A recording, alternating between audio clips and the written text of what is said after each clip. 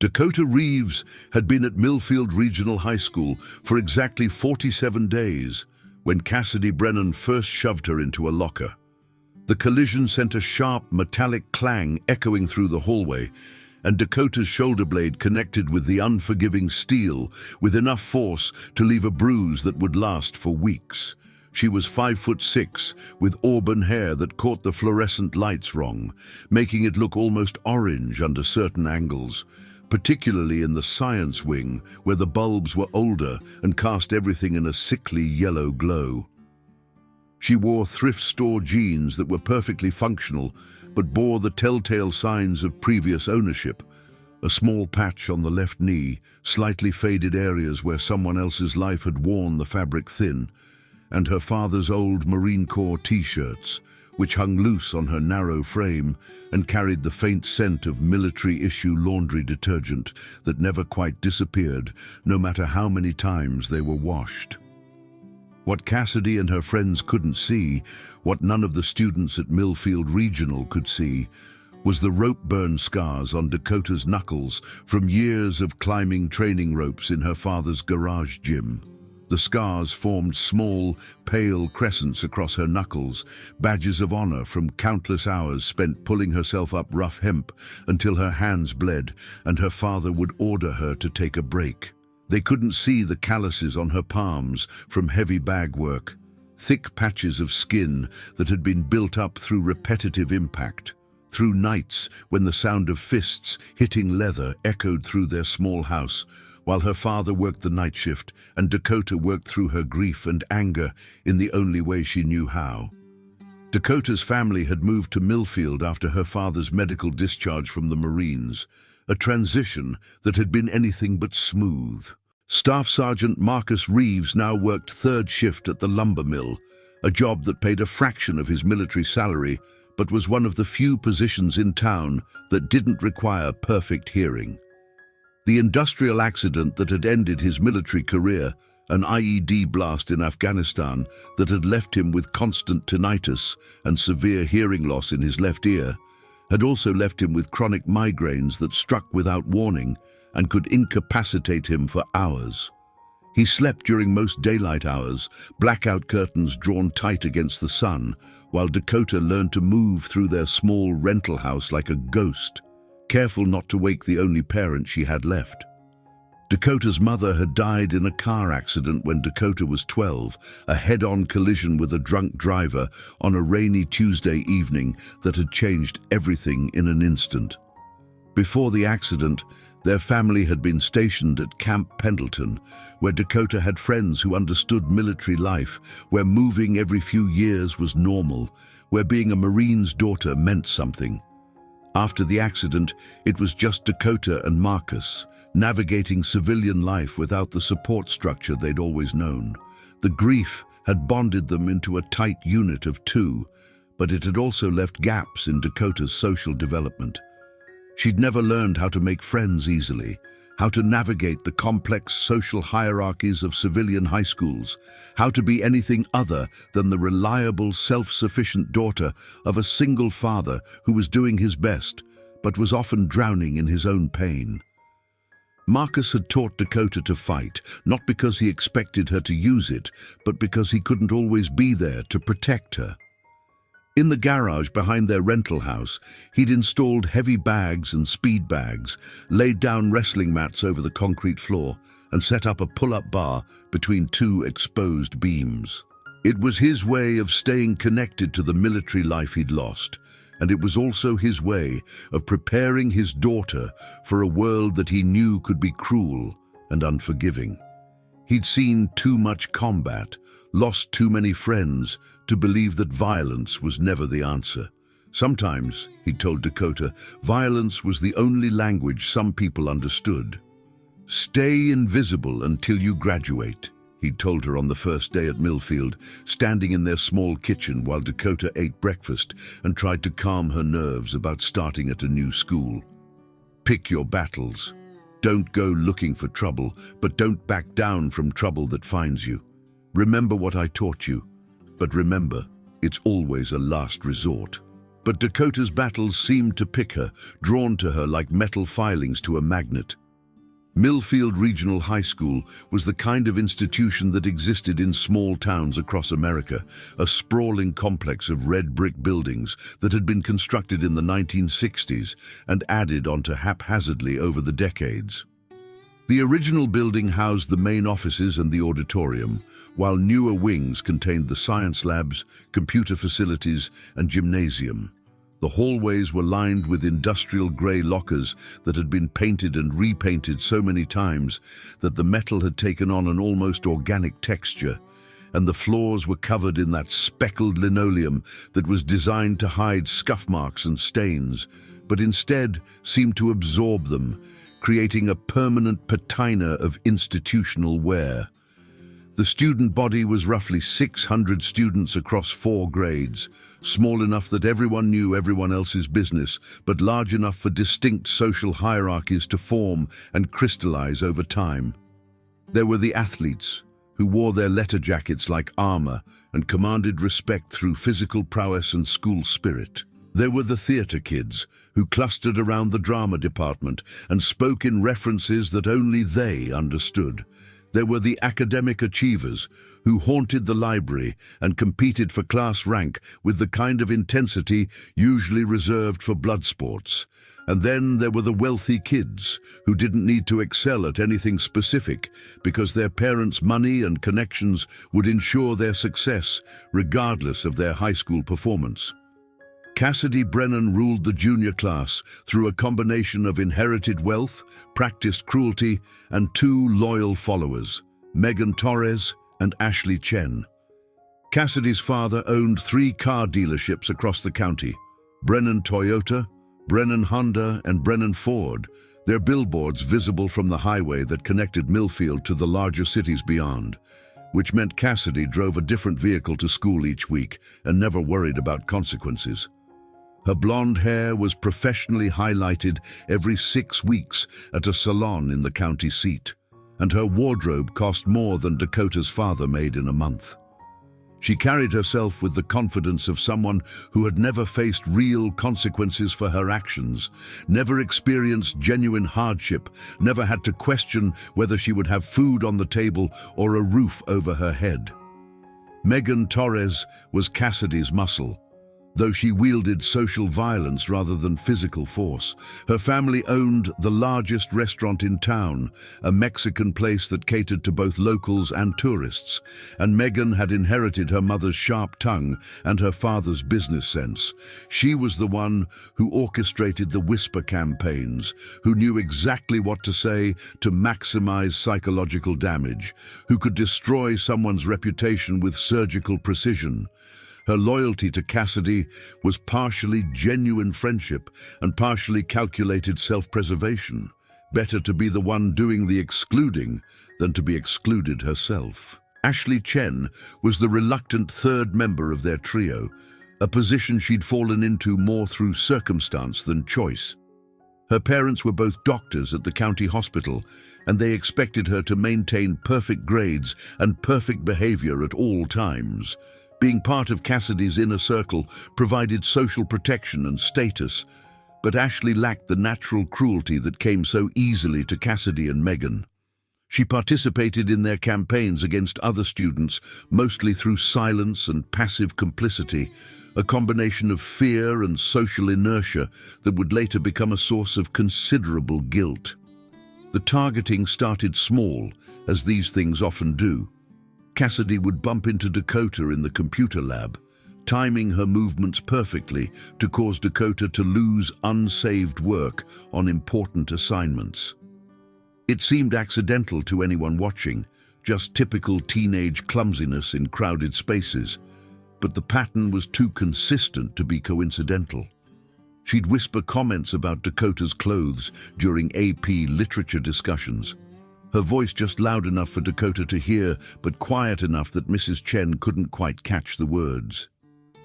"Goodwill special," she'd murmur when Dakota walked into the classroom, or Daddy's hand-me-downs, always timed for maximum impact and minimum accountability.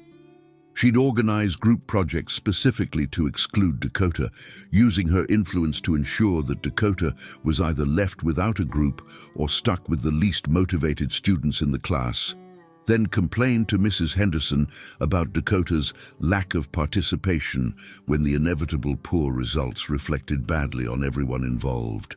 It was a masterclass in institutional manipulation, using the system's own rules and expectations as weapons against someone who lacked the social capital to fight back effectively. The computer lab incidents escalated over the weeks. Dakota would arrive to find her usual workstation occupied by one of Cassidy's friends, forcing her to use the older machines in the back row that ran slowly and crashed frequently.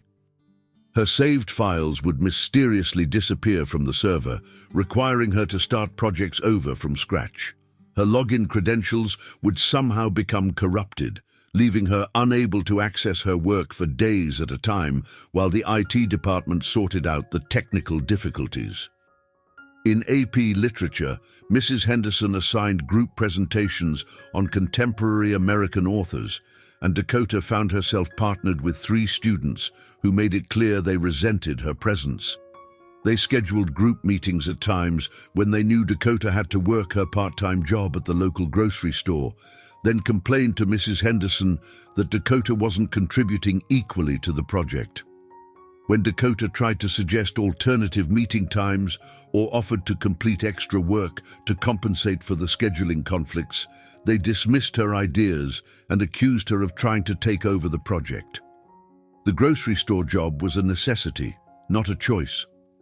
Dakota worked 15 hours a week bagging groceries and stocking shelves, every dollar of her paycheck going toward household expenses and her college fund. The job started at 4 p.m. on weekdays and ran until 8 p.m., which meant she often missed after-school study groups and social activities that could have helped her build relationships with classmates. Her co-workers were mostly older adults who treated her kindly but didn't share her interests or experiences, leaving her even more isolated from her peer group. "She smells like motor oil," Dakota overheard Cassidy telling Megan near the library's quiet study area on a Tuesday in October. Her voice pitched just loud enough to carry to where Dakota sat, trying to concentrate on her calculus homework. Probably because her dad's some kind of grease monkey. "I heard he got kicked out of the military for drinking."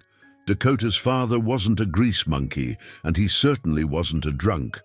Staff Sergeant Marcus Reeves had been a hand-to-hand combat instructor for Marines before an IED in Afghanistan had destroyed most of the hearing in his left ear and left him with chronic migraines that could floor him without warning. He'd been awarded a Purple Heart and had received an honorable discharge with full medical benefits. But Dakota didn't correct them. Marcus had taught her that sometimes the best response was no response, that engaging with people who were determined to misunderstand you was like arguing with the wind. But the comments stung anyway, particularly because Dakota knew how hard her father worked to provide for them. The lumber mill job was physically demanding, requiring him to lift heavy boards and operate dangerous machinery while dealing with constant pain and hearing loss. He came home exhausted and covered in sawdust, his clothes reeking of wood preservatives and machine oil, but he never complained. He'd given up his military career, his sense of purpose, his entire identity to be the father Dakota needed. Hearing Cassidy mock that sacrifice felt like a physical blow. The harassment escalated in November, just as the weather turned cold and the days grew shorter. Cassidy discovered Dakota's social media accounts and began leaving comments on every photo. Comments that were carefully crafted to seem playful to casual observers, but carried unmistakable malice for anyone who knew the context. "Who let the rescue dog out?" appeared under a picture of Dakota at her cousin's wedding, where she'd worn a borrowed dress and tried to smile for the camera despite feeling out of place among her extended family. Salvation Army called, "They want their outfit back," showed up beneath a selfie Dakota had posted after making honor roll, a moment of pride tainted by Cassidy's public mockery. Dakota deleted the comments as quickly as they appeared, but screenshots circulated through group chats and social media platforms she wasn't even part of. Students she'd never spoken to began giggling when she walked past in the hallways, and she started to feel the paranoid sensation that everyone was talking about her, laughing at her, sharing jokes at her expense. Someone created a fake Instagram account called Millfield Charity Case that posted daily updates about Dakota's outfits, complete with price estimates from local thrift stores and commentary about her family's financial situation. The account gained followers with disturbing speed, students from not just Millfield, but neighboring schools sharing and commenting on posts that dissected every aspect of Dakota's appearance and background. Today's look, thrift store chic with a side of daddy issues, read one caption beneath a photo taken without Dakota's knowledge. "Can someone start a GoFundMe for this girl's wardrobe?" asked another. The comments ranged from mildly cruel to viciously personal, and Dakota found herself changing her clothes multiple times each morning, trying to find combinations that wouldn't attract attention or provide ammunition for the anonymous tormentors. The school's anti-bullying policy, prominently displayed on the website and referenced in the student handbook, required documentation of 3 separate incidents before administration could take action. Dakota reported the social media harassment to her guidance counselor, Mrs. Patterson, a well-meaning woman in her 50s who had been at Millfield for nearly 2 decades and genuinely wanted to help, but was constrained by district policies and legal considerations. Mrs. Patterson promised to look into it, but explained that off-campus cyberbullying fell into a grey area unless direct threats were made. "Have they threatened you physically?" Mrs. Patterson asked during their meeting in mid-November, her office decorated with motivational posters and college brochures that seemed to mock Dakota's situation. The meeting had been scheduled for Dakota's lunch period, which meant she was missing her only opportunity to eat before her afternoon classes. Not exactly, Dakota admitted, because none of the comments had explicitly threatened violence, just social destruction and psychological torment. "Then we'll monitor the situation and see if it escalates," Mrs. Patterson said, making notes in Dakota's file that would probably never be read again. "In the meantime, I'd suggest making your social media accounts private and perhaps taking a break from posting for a while." The advice was practical, but felt like victim blaming. Dakota had done nothing wrong, but she was the one being asked to change her behavior, to limit her own freedom, to make herself smaller and less visible. She followed the suggestions anyway, making her accounts private and reducing her online presence to almost nothing, but the damage was already done. The screenshots continued to circulate, and new photos were taken covertly and shared without her knowledge or consent. It escalated, just as Mrs. Patterson had predicted, but not in ways that the school's anti-bullying policy was equipped to address. The day before Thanksgiving break arrived grey and cold, with the kind of bitter wind that cut through even heavy coats and made the walk from the parking lot to the school building feel like an Arctic expedition.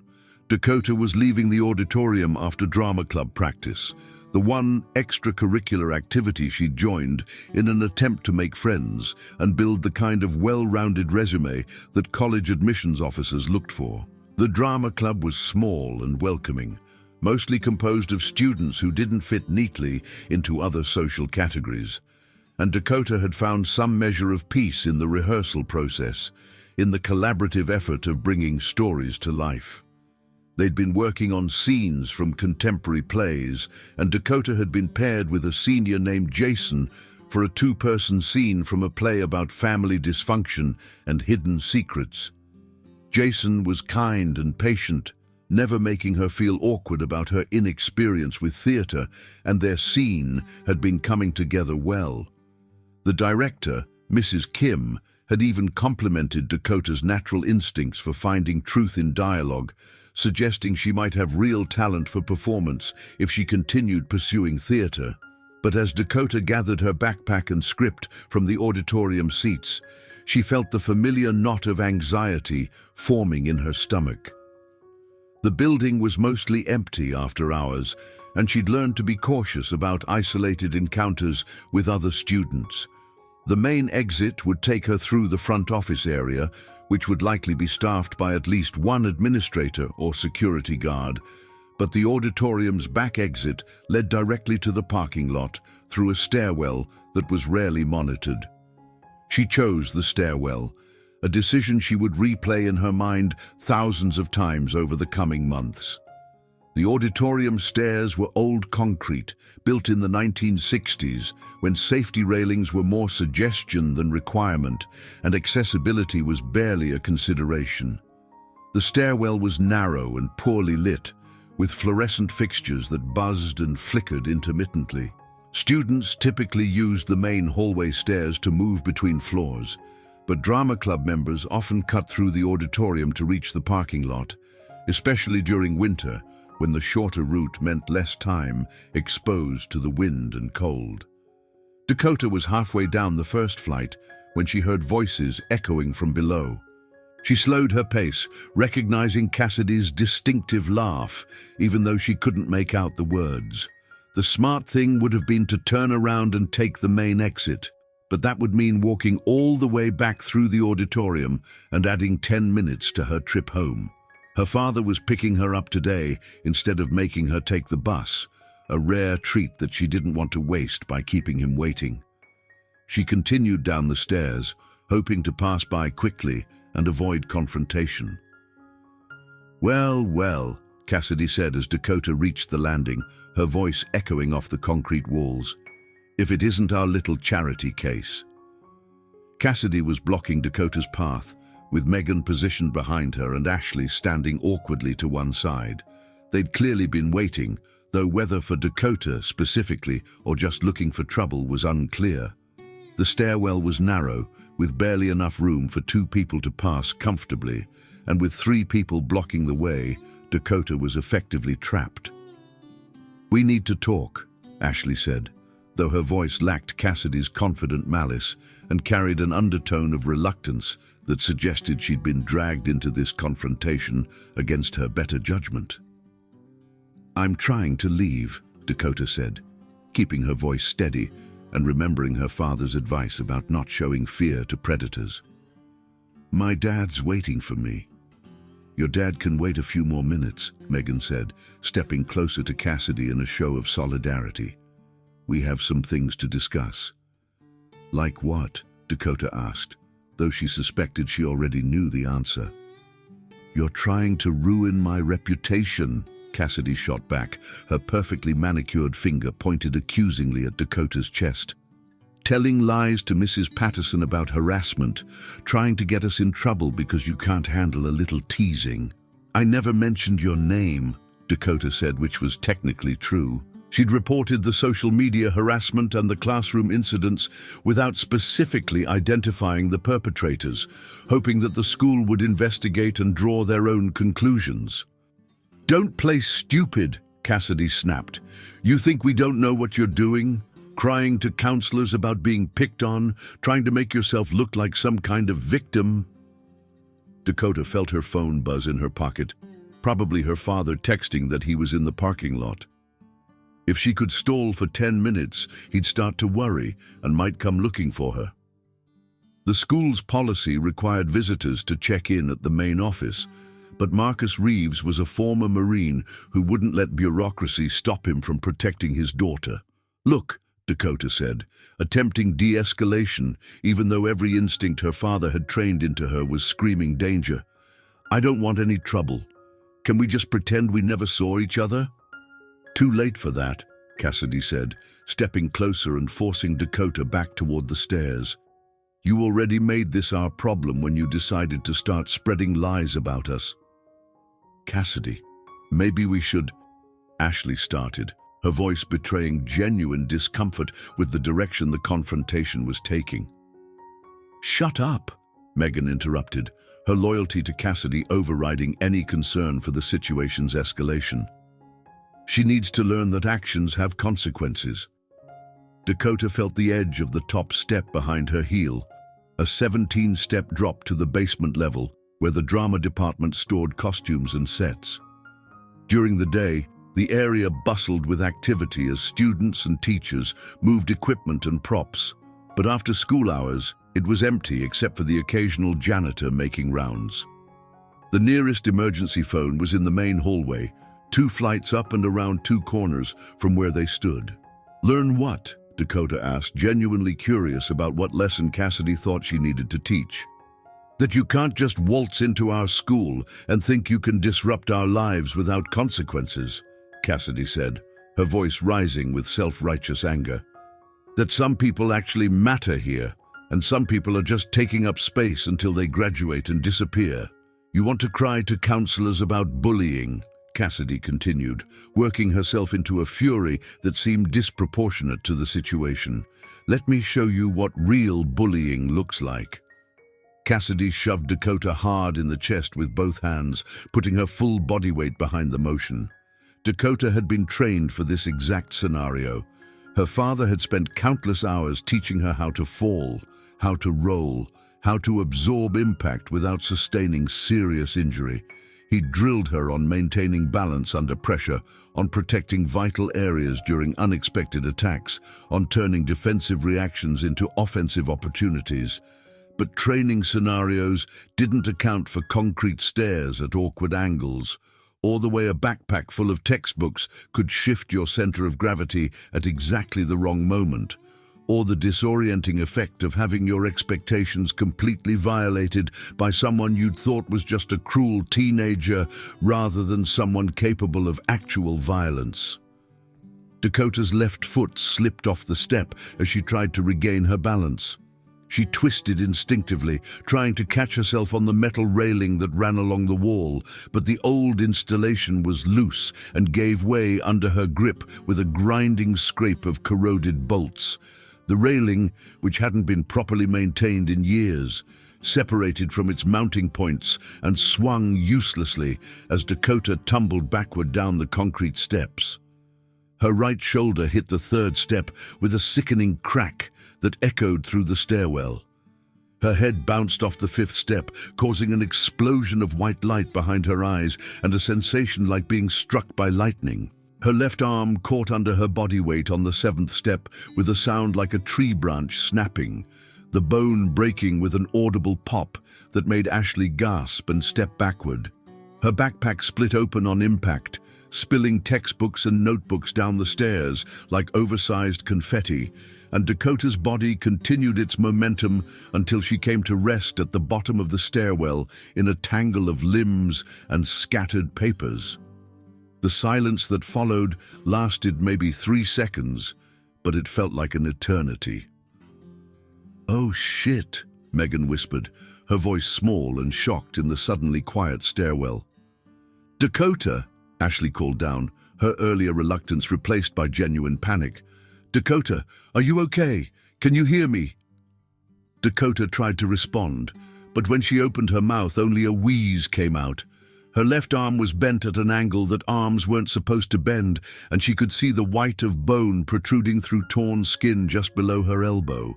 Her right ankle throbbed with each heartbeat, swelling already beginning to strain against her sneaker. Something warm and sticky trickled down the back of her neck, and when she tried to move her head to see what it was, the world spun sickeningly and threatened to fade to black. "We need to get help," Ashley said, pulling out her phone with trembling hands. "We need to call 911 right now." "No," Cassidy snapped, her voice sharp with panic and calculation. "We need to leave now, before someone sees us here." "She's really hurt, Cassidy. Look at her arm." "She fell down the stairs. Accidents happen. People trip and fall every day." "But you pushed her." "I didn't push anyone. She lost her balance. The railing was broken. She grabbed it and it gave way. That's what happened." "Cassidy, her arm is broken. She might have a concussion. We can't just leave her here." "Is not our problem," Cassidy said, her voice taking on the cold, entitled tone that Dakota had heard her use when talking to service workers and teachers. She slipped because she wasn't paying attention to where she was going. We weren't even here. We left for the parking lot 5 minutes ago. But what if someone saw us? Who? The building's empty. Drama club ended 20 minutes ago. Even if someone asks, we were never in this stairwell. Dakota heard footsteps retreating up the stairs, 3 sets moving at different paces. Ashley's steps were hesitant, punctuated by whispered protests that Dakota couldn't quite make out. Megan's steps were quick and nervous, the sound of someone who wanted to distance herself from a situation as rapidly as possible. Cassidy's steps were measured and deliberate, the sound of someone who was already constructing a cover story and calculating the angles. Dakota lay on the cold concrete for 22 minutes, drifting in and out of consciousness while her body went into shock. She tried to move several times, but each attempt sent lightning bolts of pain through her left side and made her vision blur dangerously. Her phone had skittered under a pile of papers during the fall, and with only one functioning arm, she couldn't reach it without moving in ways that intensified the pain beyond tolerance. The basement level of the auditorium was rarely visited after hours, used primarily for storage and accessible only through the stairwell where Dakota now lay broken. The heating system was old and loud, masking the sound of any calls for help she might have managed to make. The fluorescent lights buzzed and flickered overhead, casting everything in harsh, intermittent shadows that made it difficult to focus or maintain consciousness. Dakota began to worry that she might die in this stairwell, alone and forgotten, her body not discovered until the next morning when the custodial staff made their rounds.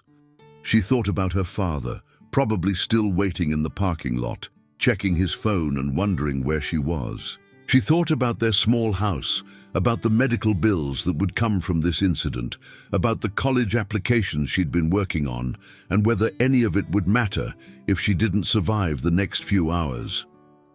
Mr. Jameson, the night janitor, found her during his routine security check, his flashlight beam cutting through the dim stairwell and illuminating Dakota's still form at the bottom of the steps. He'd been working at Millfield Regional for 15 years and had seen his share of student injuries, mostly sports-related incidents and the occasional science lab accident, but nothing quite like this. His first call was to 911, his second was to the school's emergency contact system, and his third was to the number listed as Dakota's emergency contact, reaching Marcus Reeves at the lumber mill just as his shift was ending. The ambulance ride was a blur of sirens and questions Dakota couldn't answer coherently. The paramedics worked efficiently, stabilizing her neck and immobilizing her arm while checking for signs of internal bleeding and traumatic brain injury. They established an IV line and administered pain medication that made everything feel distant and underwater, but also allowed her to think more clearly about what had happened and what she would tell the doctors and police officers who would inevitably want to know how a healthy 16-year-old girl had ended up broken at the bottom of a concrete stairwell.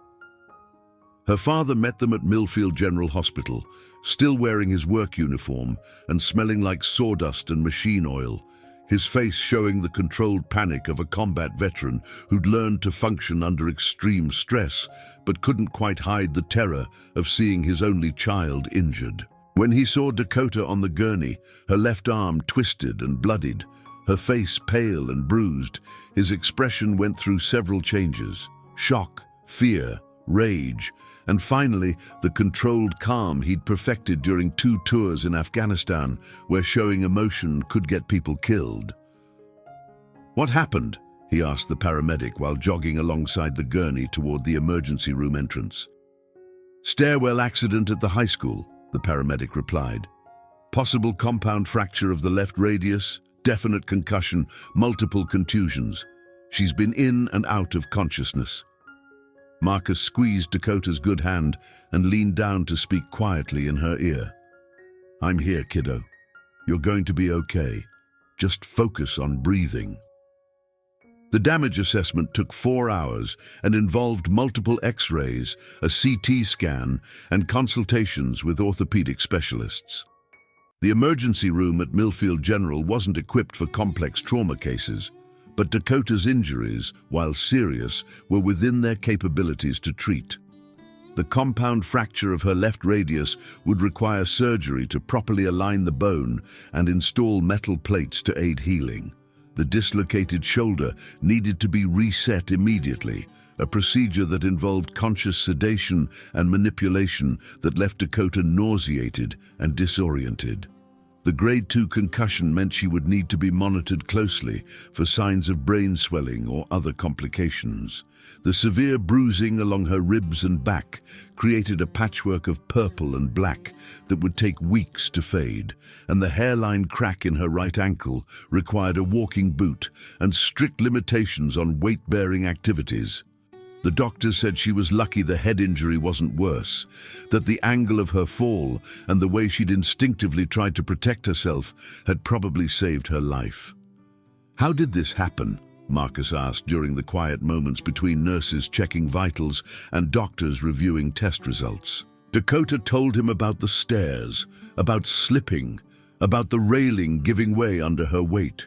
She described the loose bolts and the way the metal had separated from the concrete, creating a safety hazard that had been waiting for an accident to happen. She didn't mention Cassidy or the confrontation or the deliberate shove that had started her fall. Not yet. Not until she'd had time to think about the implications and the likely consequences of telling the truth. "The school called," Marcus said, settling into the uncomfortable plastic chair beside Dakota's hospital bed. "They're reviewing safety protocols for the stairwells. Apparently that railing's been loose for months, and several students have reported it to maintenance without any action being taken." Dakota absorbed this information while staring at the ceiling tiles and listening to the beeping of medical equipment. The hospital had a policy about pain medication that meant she was lucid enough to think clearly, but not quite comfortable enough to rest properly. Her left arm was immobilized in a temporary cast that would be replaced after the swelling went down, and her right ankle was elevated and wrapped in ice packs that needed to be changed every hour. "Are you in trouble at work?" Dakota asked, suddenly realizing that her father's presence at the hospital meant he'd missed his shift at the lumber mill. "Don't worry about that," Marcus said, though his expression suggested that missing work would create financial complications they couldn't easily afford. "Jim's covering for me, and I've got family leave available if I need it." The family leave was unpaid, Dakota knew, which meant that her medical emergency would impact their already tight budget in multiple ways. The hospital bills alone would be substantial, even with Marcus's military insurance covering most of the costs. Physical therapy, follow-up appointments, and prescription medications would add up quickly, and if Dakota needed extended time off school, she might fall behind in her classes and jeopardize her chances of earning the academic scholarships she needed for college. Dakota spent 5 days in the hospital, partly for medical observation and partly because the extent of her injuries required coordinated care from multiple specialists. The orthopedic surgeon who repaired her arm was a soft-spoken man in his 60s who treated similar injuries in construction workers and car accident victims. He explained the procedure in detail, showing Dakota X-rays of the metal plates and screws that would hold her bone together while it healed, and discussing the physical therapy regimen that would be necessary to restore full function to her arm. The neurologist who monitored her concussion was more concerned about the subtle symptoms that might persist for weeks or months: difficulty concentrating, sensitivity to light and sound, short-term memory problems, and mood changes that could affect her academic performance and social relationships. He prescribed a gradual return to normal activities with strict guidelines about screen time, reading, and physical exertion that would significantly impact her ability to keep up with schoolwork. Dakota came home the day after Thanksgiving with her left arm in a cast from wrist to shoulder, a walking boot on her right foot, and strict instructions to avoid physical activity for at least 8 weeks. The concussion left her with headaches that made reading difficult, which meant she'd have to rely on audiobooks and note-taking assistants to keep up with her classes. Simple tasks like showering and getting dressed became complicated challenges that required planning and assistance, and the pain medication made her feel disconnected from her own thoughts and emotions. Marcus took family leave from the lumber mill to care for her, which meant their already tight finances got tighter at exactly the wrong time. The hospital bills would take years to pay off, even with his military insurance covering most of the costs, and the lost wages from his unpaid leave would force them to make difficult choices about utilities, groceries, and Dakota's college savings fund. "We'll figure it out," he assured Dakota when she apologized for the expense, guilt adding another layer to her physical and emotional pain. "That's what family does. We take care of each other." The small rental house they called home felt even smaller with Dakota's mobility limitations. The bathroom was upstairs, which meant navigating the steps multiple times per day with crutches and a walking boot. The kitchen was barely large enough for one person to move around comfortably, let alone accommodate someone who needed extra space for medical equipment and assistance with basic tasks. Marcus converted the living room into a temporary bedroom for Dakota, moving her mattress downstairs and rearranging furniture to create a space where she could rest and recover without constantly navigating stairs. During her recovery, Dakota had plenty of time to think, perhaps more time than was healthy for someone dealing with trauma and pain. She replayed the moment at the top of the stairs over and over, analyzing every word, every gesture, every detail of the confrontation. She thought about Cassidy's calculated cruelty, about Megan's eager participation, about Ashley's obvious reluctance and subsequent panic. She thought about the way they'd walked away, leaving her broken and bleeding, more concerned about their own potential consequences than about getting help for someone who might have been dying. The more she thought about it, the angrier she became, but it wasn't the hot, impulsive anger of the moment. It was cold, calculated fury that built slowly and systematically, like a storm gathering strength over open water. She was angry about the months of harassment that had led to the confrontation. She was angry about the social media campaigns and the whisper networks, and the systematic destruction of her reputation. She was angry about the way Cassidy had used her wealth and social status as weapons, and about the way the school's anti-bullying policies had proven useless when actually tested. Most of all, Dakota was angry about her father working extra shifts to pay medical bills for injuries that weren't his daughter's fault, about the way Cassidy's actions had rippled outward to damage not just Dakota, but the one person who'd sacrificed everything to protect and provide for her. On her 3rd week of recovery, as feeling began to return to her left arm and the worst of her concussion symptoms started to fade, Dakota asked Marcus to teach her to fight left-handed.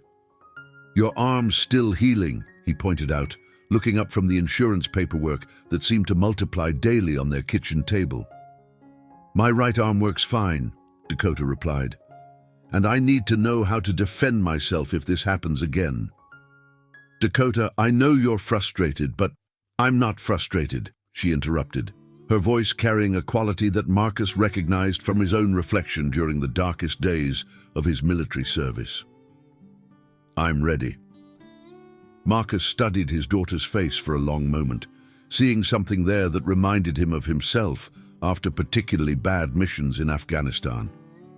It was the expression of someone who'd been pushed past their breaking point and had decided that being a victim was no longer acceptable. It was the look of someone who'd learned that the world could be cruel and arbitrary, and that sometimes the only response was to become stronger and more dangerous than the people trying to hurt you. "Okay," he said finally, setting aside the insurance forms and focusing completely on his daughter. "But we do this right. No shortcuts, no rushing the process, and you don't use any of this unless you absolutely have to." "Understood." I mean it, Dakota. Violence is a last resort, not a first option. What happened to you was wrong, but responding with violence won't fix it. It might actually make things worse. I know, Dakota said, though part of her wasn't entirely convinced. But I also know that doing nothing definitely won't fix it. They started with footwork, since Dakota could practice movement patterns without putting stress on her healing bones. The garage behind their house had been converted into a basic gym years ago, with heavy bags hanging from the exposed beams, speed bags mounted on adjustable platforms, and wrestling mats covering the concrete floor. Marcus had installed the equipment gradually over the years, partly to stay connected to his military training and partly because physical exercise helped manage the chronic pain and psychological trauma of his combat experiences. During Dakota's recovery, the garage became their classroom, a place where father and daughter could work through their respective anger and frustration in controlled, constructive ways. Marcus had always been a patient teacher, but Dakota's injuries added urgency to their training sessions that hadn't existed before. This wasn't just about fitness or self-discipline anymore. It was about preparing for a world that had proven itself capable of sudden, devastating violence. Fighting isn't about being tough, Marcus explained during their first lesson, demonstrating basic stances while Dakota watched and took mental notes. It's about being smart. You study your opponent, you identify weaknesses, you create opportunities. Toughness helps, but intelligence wins fights. Dakota learned to throw straight punches with her right hand while keeping her left arm protected in its cast. She practiced kicks with her good leg while maintaining balance despite the walking boot on her right foot. Most importantly, she learned to think tactically, to analyze potential threats and plan responses before situations escalated beyond her control. 3 opponents is a problem, Marcus told her during one of their sessions, holding focus pads while Dakota worked on combination strikes. But 3 opponents who aren't expecting resistance, that's an advantage you can exploit. How? Most bullies are cowards. They pick on people they think won't fight back. If you prove them wrong, especially in front of witnesses, they'll usually back down rather than risk getting hurt themselves. And if they don't back down? Marcus paused his pad work and looked at his daughter seriously. Then you make sure they regret not backing down. But that's the nuclear option, Dakota. Once you cross that line, there's no going back. People will always know you're capable of violence, and that changes how they see you and how they interact with you. Maybe that's not such a bad thing. Maybe not. But it's something you need to think about carefully before you make that choice. By Christmas break, Dakota's cast had been replaced with a removable brace that allowed her to begin gentle range of motion exercises. The walking boot was gone, replaced with an ankle brace that provided support without completely immobilizing her foot. The concussion symptoms had mostly faded, though she still experienced occasional headaches when she was tired or stressed. Physically, she was healing well ahead of the doctor's projections, partly due to her previous fitness level and partly due to the careful rehabilitation program Marcus had designed for her. The school's investigation into her accident had concluded that the loose railing was an infrastructure failure, not a safety protocol issue. The railing was repaired, warning signs were posted about reporting maintenance issues promptly, and the district's risk management team conducted a comprehensive review of all stairwell safety features throughout the building. A small article appeared in the local newspaper about the importance of regular maintenance inspections, and the school board allocated additional funding for infrastructure improvements. Life at Millfield Regional returned to normal, except Dakota's normal had changed fundamentally. She returned to school in January, with her arm still in a brace, but otherwise appearing recovered from her injuries. Cassidy and her friends had expected Dakota to transfer schools, or at least keep her head down and avoid any situation that might lead to another confrontation. Instead, Dakota seemed almost confident, making eye contact in hallways, speaking up during class discussions, and carrying herself with a new sense of self-assurance that was subtly but unmistakably different from the quiet, withdrawn girl who tried to stay invisible during her first months at Millfield. "Look who's back," Cassidy said on Dakota's first day back, cornering her near the computer lab in a calculated display of dominance. "How's the arm?" "Getting stronger every day," Dakota replied, her voice calm and steady in a way that made Cassidy's eyes narrow slightly. "Good," Cassidy said, stepping closer in an attempt to re-establish the physical intimidation that had worked so well before. "Maybe next time you'll watch where you're going." "Oh, I'll definitely be more careful about who's behind me on stairs," Dakota said, her tone conversational, but carrying an undertone that made Ashley, standing nearby, look uncomfortable. Cassidy's expression shifted, uncertain whether Dakota was making a general observation or a specific accusation. "Well, what's that supposed to mean?" "Nothing specific," Dakota said with a slight smile that didn't reach her eyes. "Just general safety advice. You never know when someone might slip and fall." For 3 weeks, Dakota played the part of a recovering victim perfectly. She attended physical therapy appointments at the county hospital, used her injury as an excuse to avoid gym class and other physical activities, and seemed to pose no threat to anyone's social status or personal safety. But she was watching, learning patterns, identifying opportunities, and waiting for the right moment to act. Cassidy's routine was predictable in the way that most teenagers' routines were predictable. Every Tuesday and Thursday, she stayed after school for student council meetings in the conference room near the main office, meetings that she attended primarily for the leadership credentials they would add to her college applications, rather than out of any genuine interest in student government. The meetings typically ran until 4:30. After which Cassidy would stop by her locker to collect books and personal items, then cut through the computer lab to reach the parking lot where Megan would be waiting in her car. The computer lab was usually empty after 4:30, monitored only by automated security systems and the occasional custodial staff member making rounds. The room contained 30 workstations arranged in rows, with the newest computers near the front windows and the older, slower machines relegated to the back of the room near the exit that led to the parking lot. During regular school hours, the lab buzzed with activity as students worked on assignments and teachers conducted computer-based lessons, but after hours, it was quiet and isolated.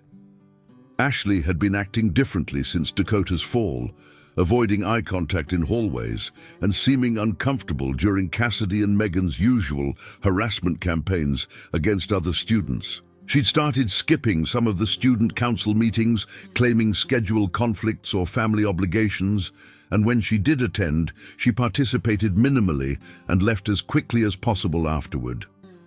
Dakota suspected Ashley was struggling with guilt about the stairwell incident, which meant she might not be fully committed to helping Cassidy if trouble started. Megan remained loyal to Cassidy, but her loyalty was based more on social calculation than genuine friendship. She enjoyed the status and protection that came with being part of Cassidy's inner circle, but she wasn't particularly brave when faced with genuine confrontation. During the stairwell incident, she'd been quick to follow Cassidy's lead in abandoning Dakota, but she'd also been nervous and uncertain rather than coldly confident like Cassidy herself. On the last Thursday in January, Dakota put her plan into motion with the careful preparation of someone who'd learned that successful violence required more than just physical capability. She waited in the computer lab until 4:25, positioning herself at a workstation near the back exit where she could monitor both entrances while appearing to work on legitimate schoolwork. Her backpack was lighter than usual, containing only essential items and positioned for quick movement if necessary. Her right hand was free and unencumbered, while her left arm remained in its brace, providing both genuine protection for her still healing bones and a psychological advantage that might cause potential opponents to underestimate her capabilities. At exactly 4:31, just as Dakota had predicted, Cassidy walked through the lab's main entrance, talking loudly into her phone about weekend plans and apparently oblivious to Dakota's presence in the back of the room. "I know, right?" Cassidy was saying, her voice carrying the entitled tone that Dakota had learned to recognize as a signal of impending cruelty. "She thinks she's so smart now, limping around with that brace like some kind of wounded warrior, but she's still the same pathetic loser she always was." She stopped talking when she noticed Dakota at the computer, her expression shifting from casual malice to surprise and then to calculation. "I'll call you back," Cassidy said, ending the phone call without taking her eyes off Dakota. "What are you doing here?" "Using the computer," Dakota said without looking up from the screen, where she'd been genuinely working on a research paper for her history class. "It's a computer lab." "This lab closes at 4:30, Cassidy said, stepping closer with the automatic assumption that her authority would be respected and obeyed. "Door was unlocked," Dakota replied calmly. "Ms. Rodriguez said students could use the lab after hours as long as we sign out properly when we leave. You're not supposed to be here alone." "Neither are you." Cassidy approached Dakota's workstation with the confidence of someone who'd never faced serious consequences for her actions. "I'm on student council. I have permission to be in the building after hours for official business." Dakota finally looked up from the computer screen, making direct eye contact for the first time since Cassidy had entered the lab. "Do you have permission to push people downstairs?" The question hung in the air between them, like a challenge thrown down at a medieval tournament. Cassidy's expression went through several rapid changes: surprise, calculation, denial, and finally practiced innocence, before settling on the mask of wounded confusion she'd perfected for dealing with authority figures. "I don't know what you're talking about," Cassidy said, her voice taking on the same tone she'd used when denying responsibility for the social media harassment campaigns. "Sure you do," Dakota said, standing up slowly from her chair and favoring her left arm just enough to appear vulnerable while positioning herself for optimal movement. "You, Megan, and Ashley. The auditorium stairs, right before Thanksgiving break. You told me you wanted to show me what real bullying looked like." "You fell," Cassidy said, sticking to the official story that had been repeated so many times it had taken on the weight of established fact. "The railing was broken. It was an accident." "After you shoved me," Dakota said, taking a step closer and watching Cassidy's body language for signs of preparation for violence or flight. "Prove it," Cassidy challenged, her voice carrying the same entitled confidence that had sustained her through months of psychological torment and social manipulation. Dakota smiled, and it wasn't a particularly nice smile. It was the expression of someone who'd spent weeks planning this moment and was pleased to see events unfolding according to plan. "I don't have to prove it," Dakota said, her voice calm and conversational. "I just have to return the favor."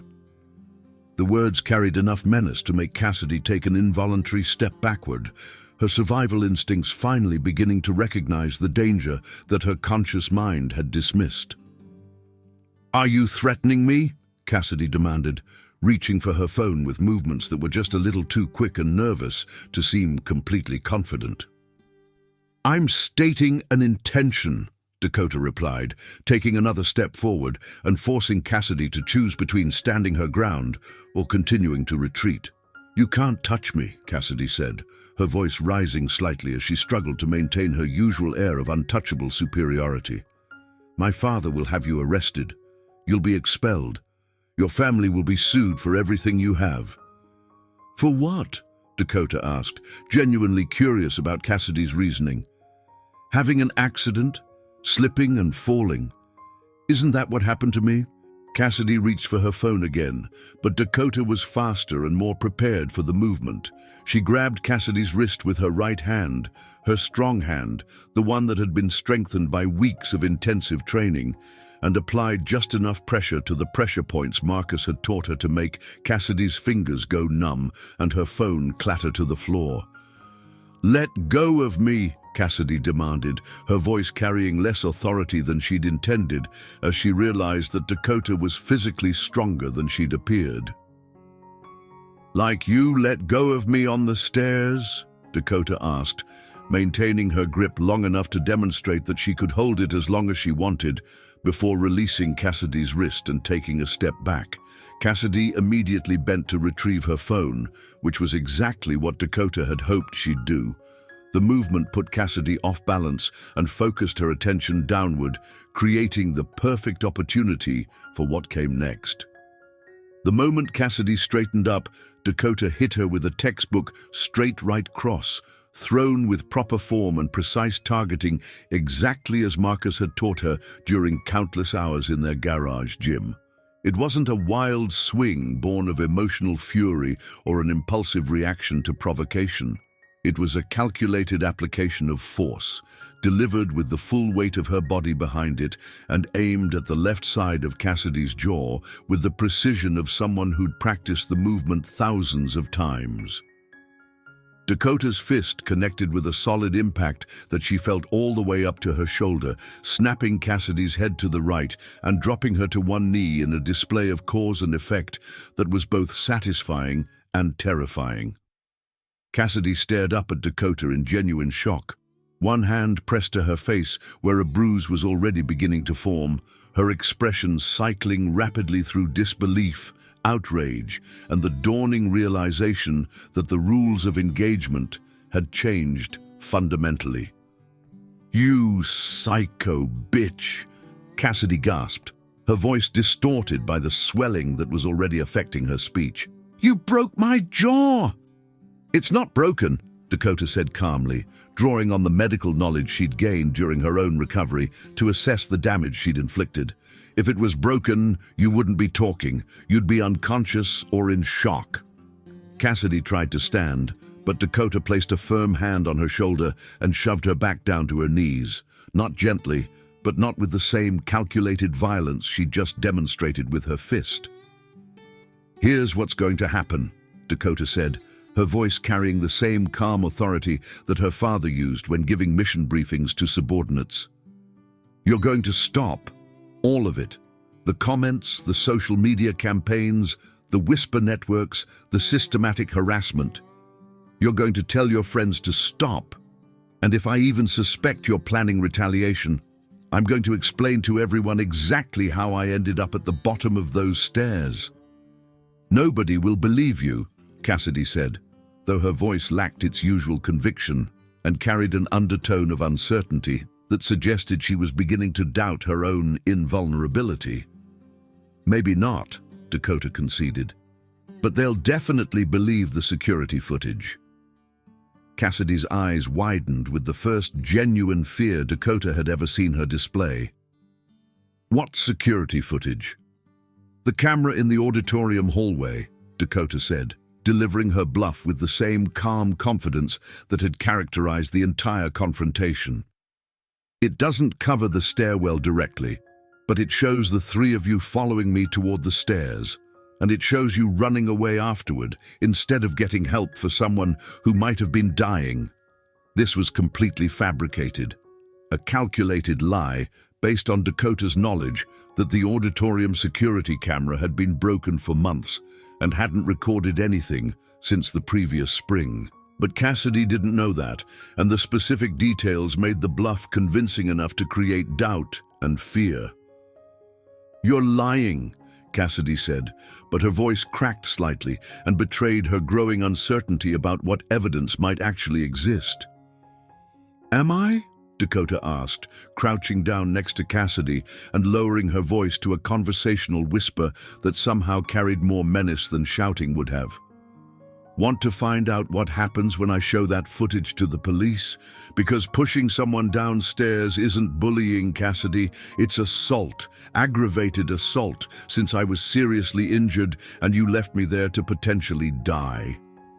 Dakota leaned closer, close enough that Cassidy could see the cold calculation in her eyes and understand that this wasn't an emotional outburst, but a carefully planned reckoning. My medical bills are almost $30,000, Dakota continued, her voice steady and factual.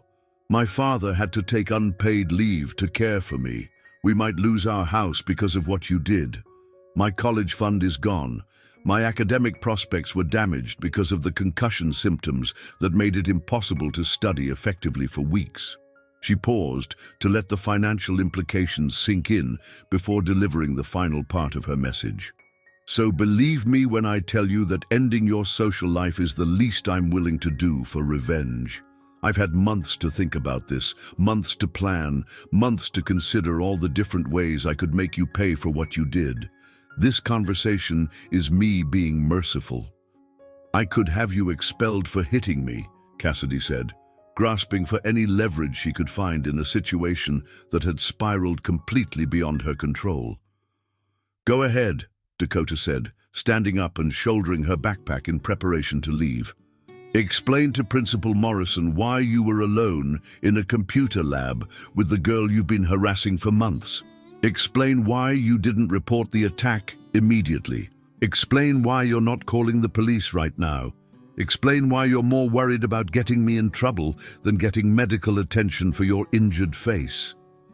Cassidy opened and closed her mouth several times without producing any words, her usual quick wit apparently failing her when faced with someone who'd thought through all the angles and prepared for every possible response. Here's the thing about bullies, Dakota continued, her voice taking on an almost educational tone. You're only dangerous when people think you're untouchable, but everybody saw me break my arm falling downstairs, and everybody's going to see you walking around with a bruised face tomorrow. They're going to do the math, and they're going to realize that maybe you're not as untouchable as you pretended to be.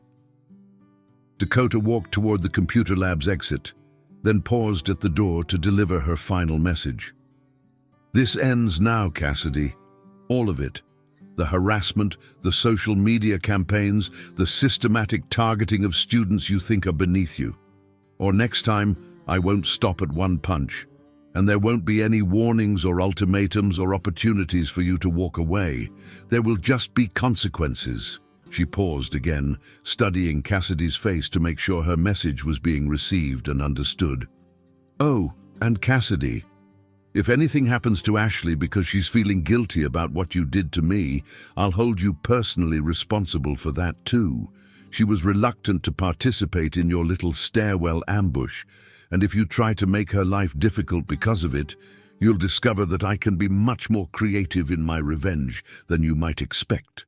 Dakota left Cassidy sitting on the floor of the computer lab, one hand pressed to her swelling jaw, staring at her phone and trying to decide whether to call for help, call her father, or simply sit there and process the fact that her carefully constructed social dominance had just been shattered by someone she'd dismissed as powerless and irrelevant.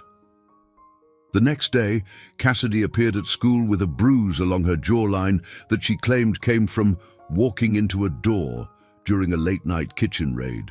When classmates asked about the injury with the kind of morbid curiosity that teenage social dynamics often fostered, she changed the subject quickly and avoided making eye contact with anyone who pressed for details.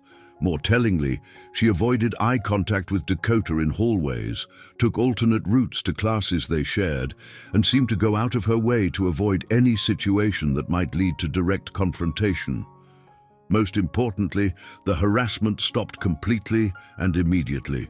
The social media comments ceased entirely. The whispered insults disappeared. The organized exclusion from group projects ended abruptly, replaced by neutral professional interaction when collaboration was required. The fake Instagram account that had mocked Dakota's appearance and financial situation was deleted without explanation. Those screenshots continued to circulate for a few more weeks before the social media ecosystem moved on to newer controversies and scandals.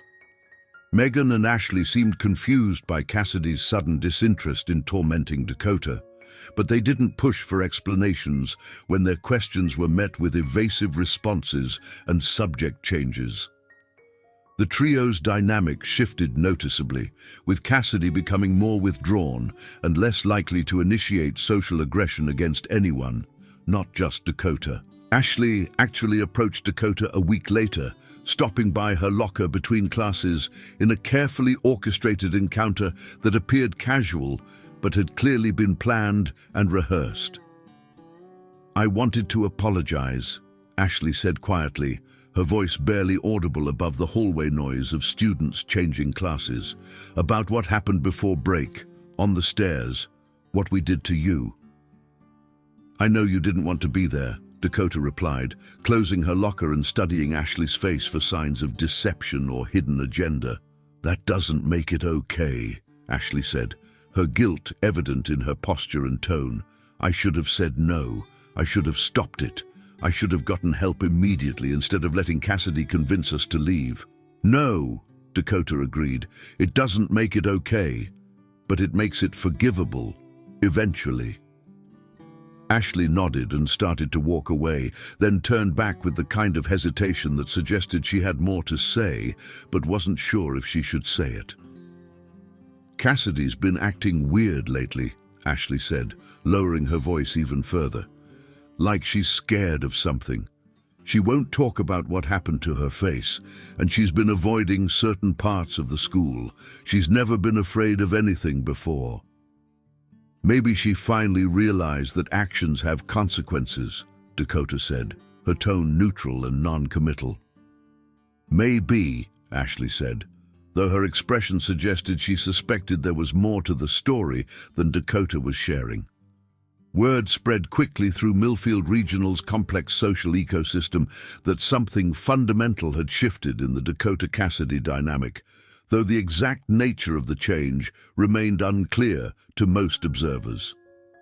Students who had previously avoided Dakota out of fear of becoming Cassidy's next target began including her in conversations and group activities. Her grades improved noticeably as she was no longer spending mental energy on harassment avoidance strategies and hypervigilance. Her participation in class discussions increased as she gained confidence that her contributions wouldn't be met with whispered mockery or public humiliation. Most importantly, Dakota's father was able to return to his regular work schedule at the lumber mill, which helped stabilize their finances during the ongoing challenge of paying off medical bills and rebuilding their emergency fund. The family's stress levels decreased significantly as the constant threat of harassment was removed, and Dakota's recovery accelerated beyond medical expectations. 3 weeks after the computer lab incident, Dakota was approached by Mrs. Patterson, her guidance counselor, during a scheduled follow-up meeting that had been arranged as part of her return to school planning. "I wanted to check in with you," Mrs. Patterson said, settling behind her desk with Dakota's file open in front of her. "How are you adjusting since returning from your injury? Any ongoing issues with academic performance or social integration?" "Much better," Dakota said honestly. "No more problems with harassment. The social media issues have stopped completely."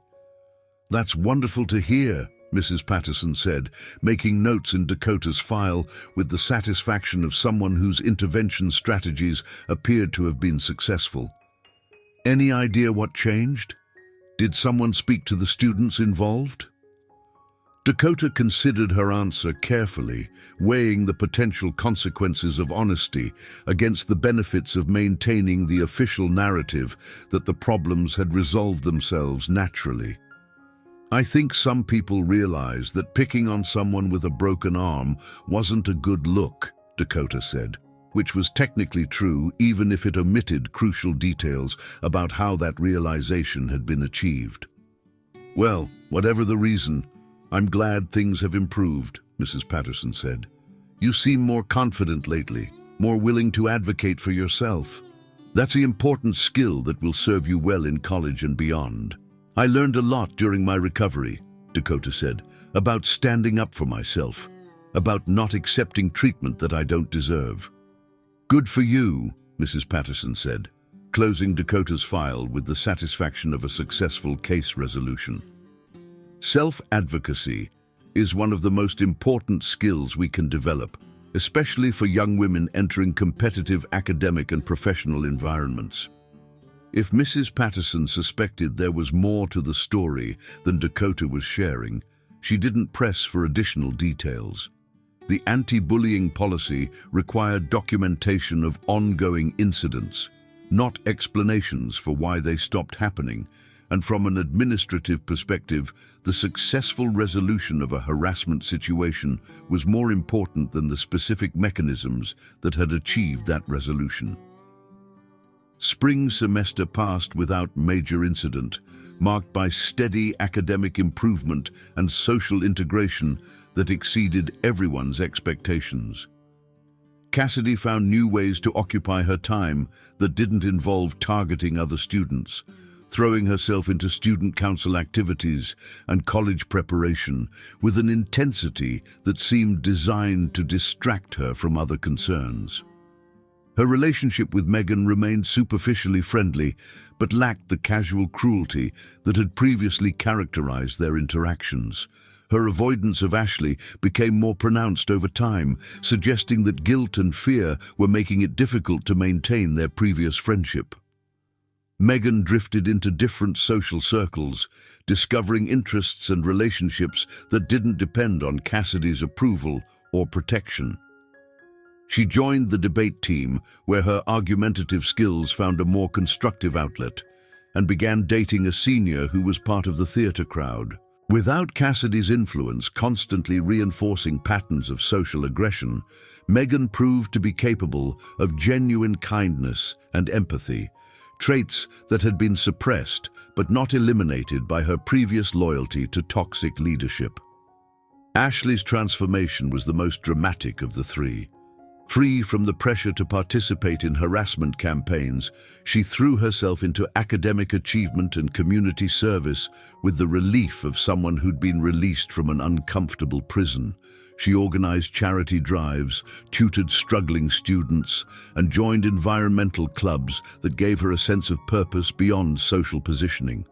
Her grades improved dramatically, and she began receiving recognition from teachers and administrators who had previously seen her only as one of Cassidy's followers. Dakota joined the debate team in February, discovering that she enjoyed competitive argumentation when it was contained within established rules and boundaries. Her experience with calculated confrontation translated well to formal debate structure, and her ability to research opponents and identify weaknesses proved valuable in tournament competition. She also found that the debate team's culture valued intellectual aggression rather than social dominance, creating an environment where her newfound confidence could flourish without triggering defensive responses from others. Her arm healed completely by April, though she continued training with her father in their garage gym with increased intensity and focus.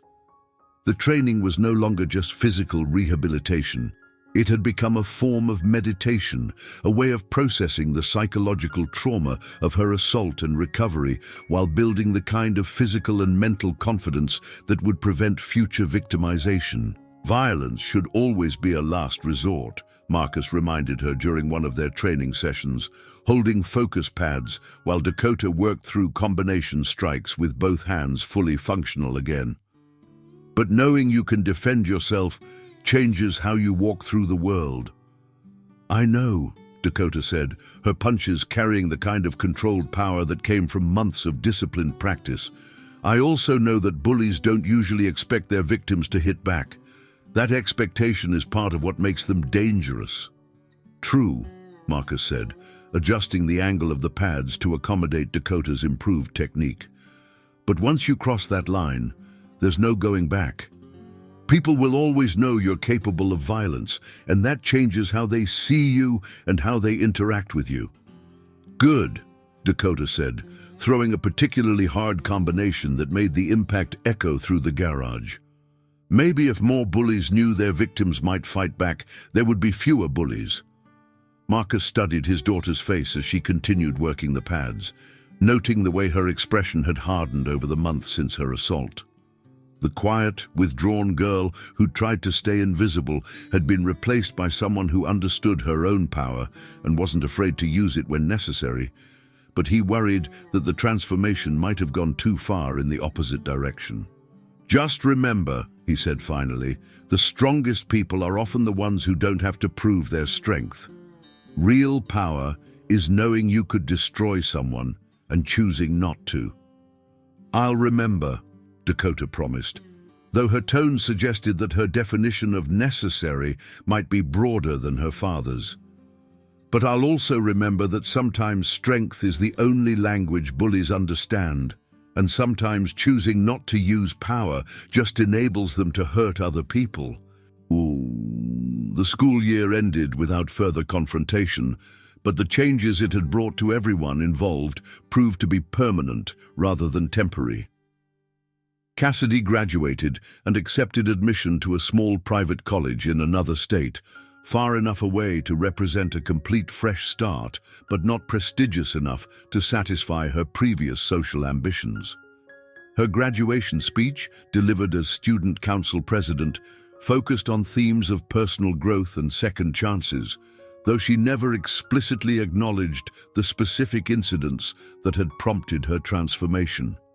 Megan and Ashley both apologized to Dakota during senior year, genuine apologies that acknowledged the harm they'd caused and their role in enabling Cassidy's behavior. The apologies came separately, in private conversations that allowed for real dialogue about responsibility, consequences, and the process of making amends for past wrongs. Both expressed regret not just for their direct participation in harassment, but for their failure to speak up when they knew what was happening was wrong. Dakota accepted their apologies with grace, though she made it clear that forgiveness was a process rather than a single decision, and that rebuilding trust would require consistent demonstration of changed behavior over time. She never told them about the computer lab confrontation, allowing them to draw their own conclusions about why Cassidy's behavior had changed so dramatically. Dakota graduated with honors and earned a partial academic scholarship to study criminal justice at the State University. Her college essay, focusing on themes of justice, advocacy, and the responsibility of institutions to protect vulnerable individuals. She planned to become a victim's advocate, helping other people navigate systems that weren't always designed to protect those who needed protection most. But she kept training in her father's garage throughout her remaining time at home, because some lessons were too important to forget and some skills were too valuable to allow to atrophy. Years later, when Dakota thought about the girl who'd been shoved down the auditorium stairs, she felt a complex mix of emotions: sympathy for what that girl had endured, pride for how she'd chosen to respond, and satisfaction that her response had been both effective and proportional. The broken bones had healed completely, leaving only faint scars as reminders of that night.